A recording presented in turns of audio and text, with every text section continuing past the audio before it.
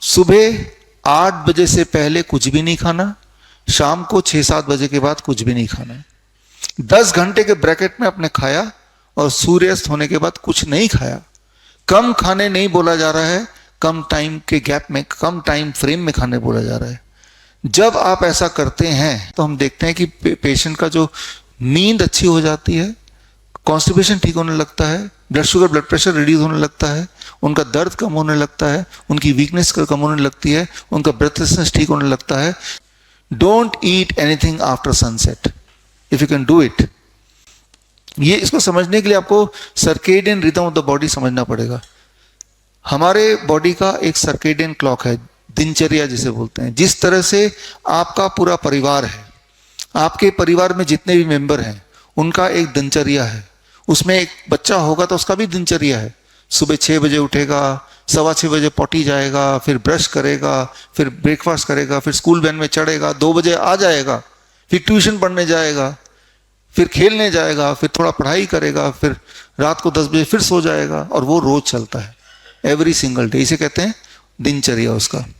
लेकिन आपका दिनचर्या उससे अलग हो सकता है। ऑफिस जाएंगे या खाना बनाएंगे और वो रोज चलता है। Every 24 hour it repeats. Anything which repeats every 24 our is called circadian rhythm.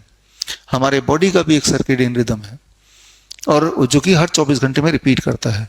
कौन सा हार्मोन कब कितना रिलीज होना है वो circadian rhythm of the body decide करता है। सर्केडियन रिदम को समझने के लिए आपको इतना समझना पड़ेगा कि मान लीजिए यहाँ पे एक ऑर्केस्ट्रा हो रहा है और यहाँ पे तबला वाला है, गिटार वाला है, पियानो वाला है, सारे बांसुरी वाला है, वो सब लोग बजा रहे हैं। आपको जो सुनाई दे रहा है दैट इज कॉल्ड म्यूजिक, क्योंकि उनके बीच में एक हार्मनी है, ताल मेल है। मैं क्या करता हूं, चालाकी से तबले वाले को या बांसुरी वाले को हिला देता हूं, उसे डिस्टर्ब कर देता हूं। वो डिस्टर्ब हो गया तब भी बजा रहा है। उसके डिस्टर्ब होने से क्या बाकियों का और उसका तालमेल बिगड़ेगा या कि नहीं बिगड़ेगा? बिगड़ जाएगा। लेकिन तब भी वो बजा रहा है और बाकी तब भी बजा रहे हैं। अब जो आपको सुनाई देगा that should be called as noise. Music नहीं रह गया। म्यूजिक और नॉइज में फर्क इतना ही है कि जब तालमेल इन बिटवीन खो जाए तो वो ही म्यूजिक नॉइज के रूप में सुनाई देती है।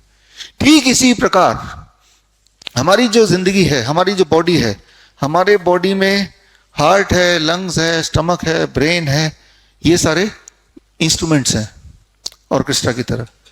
इन सब के बीच में भी एक ताना बाना है, एक हार्मनी है। और जब इन सब के बीच की ट्यूनिंग ठीक रहेगी तो हमारी जिंदगी म्यूजिक बन जाएगी।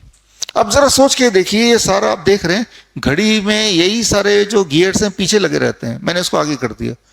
इनमें से मैं अगर एक को भी छेड़ूंगा, इंटेस्टाइन को छेड़ता हूं, इसकी स्पीड को थोड़ी कम कर देता हूं, तो क्या बाकियों को डिस्टर्बेंस होगी? बाकी भी कनेक्टेड है तो सबको होगी। छोटे वाले को भी छेड़ूंगा तब भी बड़े वाले डिस्टर्ब होंगे, बड़े वाले को छेड़ूंगा तब भी सारे डिस्टर्ब होंगे। एक को भी ठीक से चलाना है तो वो तभी ही चलेगा ठीक से जब बाकी भी कनेक्टेड ठीक से चलेंगे। तालमेल, राइट? तो हमारे body, this is called the circadian rhythm of the human body. अगर सर्केडियन रिदम को हम बिगाड़ दें तो then the life is noise. इसी को बीमारी कहते हैं। सर्केडियन रिदम बिगड़ जाने को ही बीमारी कहते हैं। और इसका ठीक उल्टा, अगर एक को भी आप ठीक कर पाए तो बाकी भी इवेंचुअली ठीक होना ही है, तभी एक ठीक होगा, है ना? तो सर्केडियन रिदम को ठीक करने का सबसे पहला और सबसे पावरफुल तरीका है don't eat after sunset. Time as medicine. आपने देखा होगा चिड़िया है, बंदर है, जानवर हैं, एक पर्टिकुलर टाइम के बाद नहीं खाएंगे। वो इंसान ही है कि रात को 12 बजे भी खा सकता है, जोमेटो से मंगा सकता है, स्विगी से मंगा सकता है ना, आधी रात को।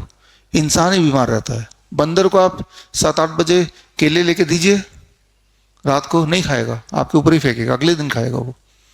तो इंसान ने अपने नियम को ब्रेक किया, इसलिए हम बीमार रहते हैं। बड़ी से बड़ी बीमारी का आसान से आसान इलाज घर बैठे ही हो सकता है। अधिक जानकारी के लिए कांटेक्ट करें nearest doctor BRC clinic @home।